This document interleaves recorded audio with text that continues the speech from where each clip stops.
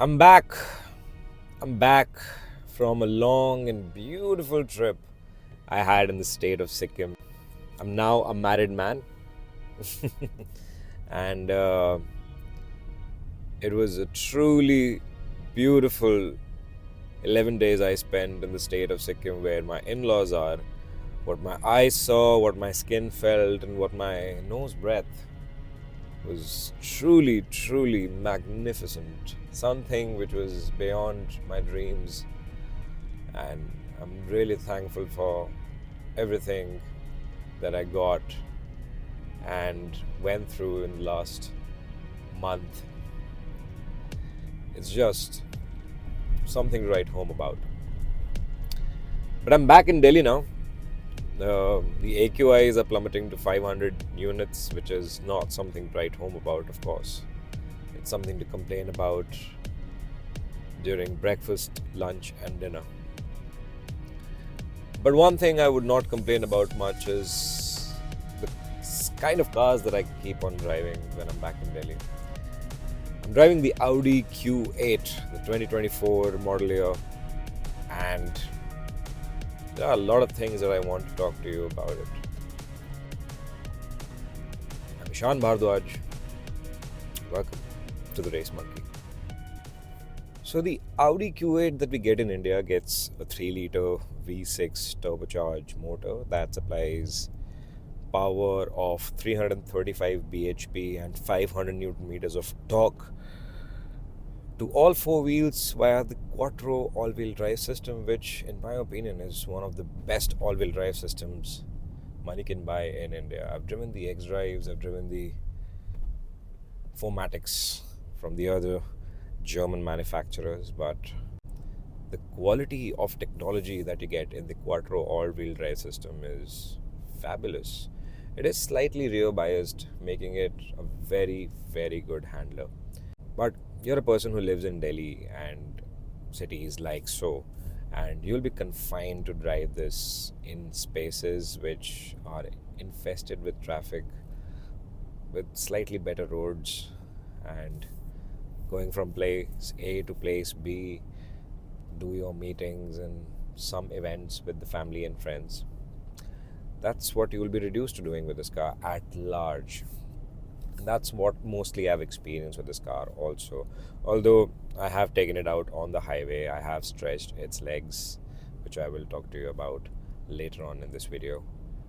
But as a car to cruise around in the city, to just have a relaxed time, it's a fantastic machine. You get a Bang & Olufsen surround sound system, which is pretty amazing. The quality of audio is fantastic. The damping around the cabin, of course, this being a 1.3 crore rupee on-road car, is pretty good as well.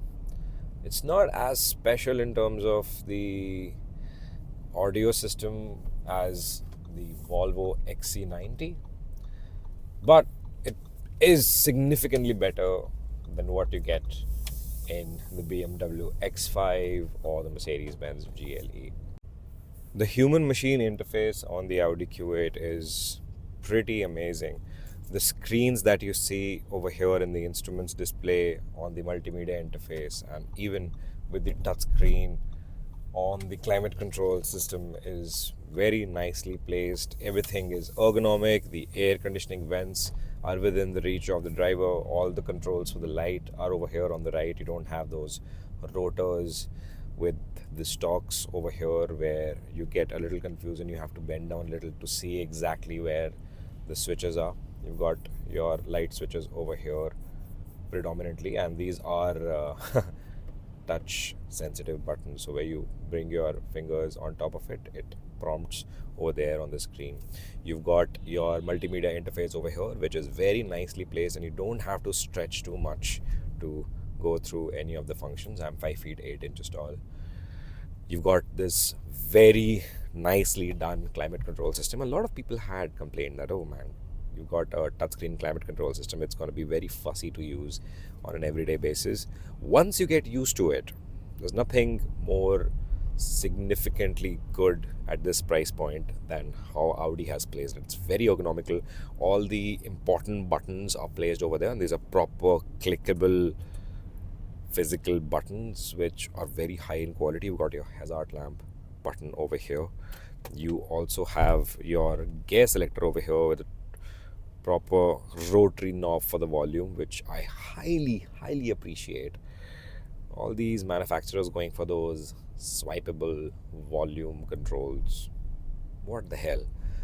This is properly good, although it's placed towards the passenger side, but the quality of the clicks, the quality of everything in this cabin is just fantastic. You've got proper scroll buttons over here for the multimedia interface on the steering wheel. You also have proper clickable buttons, which I highly appreciate again for Audi to retain on their latest generation cars. Your cruise control button is right behind the steering wheel, as most Volkswagen Group cars.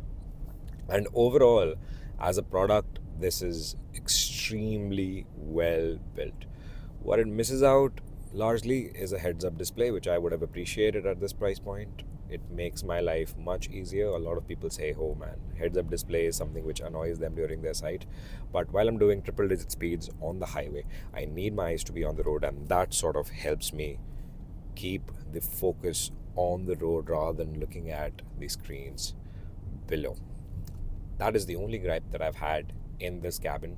But otherwise, the quality of everything, the fit and finish, and the shut lines of each and every panel inside this, and the way everything has been put together is high quality. And Audi just excels it from the Q3 and even this Q8. It's done a stellar job. Although, again, a lot of people would complain, hey man, you don't have proper leather covering on top of the dashboard. This might feel a little hard. It's squidgy plastic everywhere. You have to understand the kind of customer that Audi has. They need things which are more functional than luxurious, and these things last a very long time as compared to the competitors these days. Mostly the German competitors, because the Japanese and Swede competitors are doing a fantastic job when it comes to the material quality as well. We got a cup holder over here where I can place my 1 liter bottle, reminiscence of MotoGP Bharat that happened last year, and it perfectly fits over here. Would have appreciated if Audi would have given a heating and cooling system on the cup holder, but I'm just being nitpicky. Overall, the human machine interface in this cabin is extremely well built and does a great job at making my life easy on an everyday basis. Now, out on the highway, the Q8 is a very pleasurable car to drive. Like most of its rival, it has swaths of luxury fitted into its mechanical setup. Now, this one is running on air suspension, which is a standard in the category of cars that this competes against. Now, what truly makes it special is just how quiet it is. I'm driving at about 105 kilometers per hour on the expressway, and I can whisper into the mic and not be unheard. This is such a wonderfully insulated cabin. It just is. Another thing that really impresses me is while you're cornering at high speeds or you're taking turns where you might slow down considerably to make sure that you're not understeering or slipping your car off, the quattro all-wheel drive system is just phenomenal in terms of providing the grip in all four wheels. While you're taking sharp corners, you're going up the ramp towards a flyover, while you're taking that upward corner or a downward corner, the outside wheels get enough torque and grunt to make sure you don't slip off your path. And that is something which is quite reassuring, considering this car is pretty heavy in its curb weight. Now, 335 horsepower is not much on paper considering cars like the BMW X5 has somewhere around 375 bhp, and even the Mercedes-Benz has considerably higher power and torque figure, all thanks to their mild hybrid systems. The Audi Q8 doesn't have a mild hybrid. Audi likes retaining pure mechanical bliss by giving a fully internal combustion engine with a turbocharger and making it very less complex in terms of long-term reliability and ownership experience, which is pretty much welcome in this industry even by today's standard. And I don't think there's anything wrong with that. It just feels pretty solid. It feels reassuring while you're driving it on the highway that none of the electronics would fail much in the engine compartment. Everything would function as it's intended, and you will get a good amount of feedback from each and everything that you function with in this car while you're doing your long distance trips. Speaking of long distance trips, this car is capable of giving a good amount of fuel economy as well. Currently, we have covered about 25 kilometers and I'm still upwards of 17 kmpl.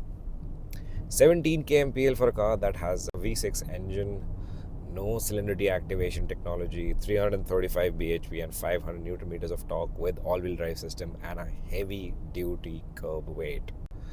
That is impressive. The Q8 looks very beautiful indeed, with the cuts and creases and the muscular lines protruding out. It looks properly German, which a lot of other German manufacturers are sort of losing out on.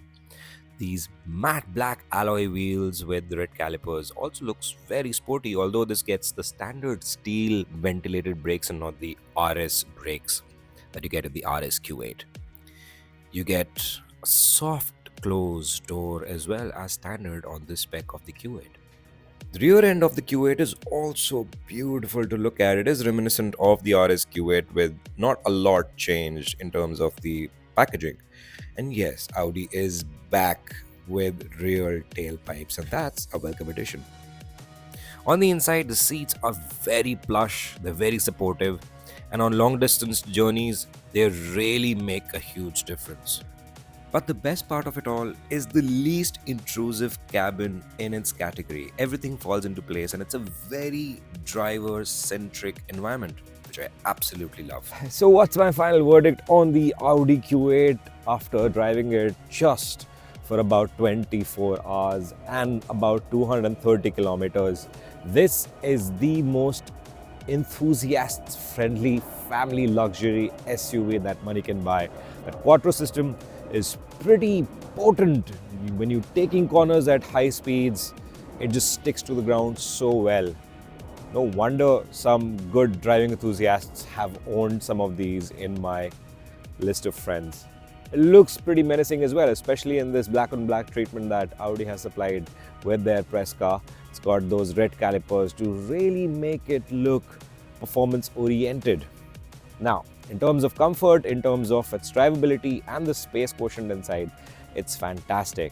But what surprised me a lot, that it, without even having a mild hybrid system or a hybrid system at large, gave a really good fuel economy of upwards of 17 kmpl after driving for 40 kilometers on the highway, which is phenomenal. And because of that, it really gets my respect to the maximum. This is a properly engineered, properly designed luxury SUV that you should really consider buying for your family. That's it for now. Thank you so much for watching. I hope you liked this video. Yes, it was a very short experience, but more experiences to come with the Q8 when we have it for a longer period of time. Goodbye.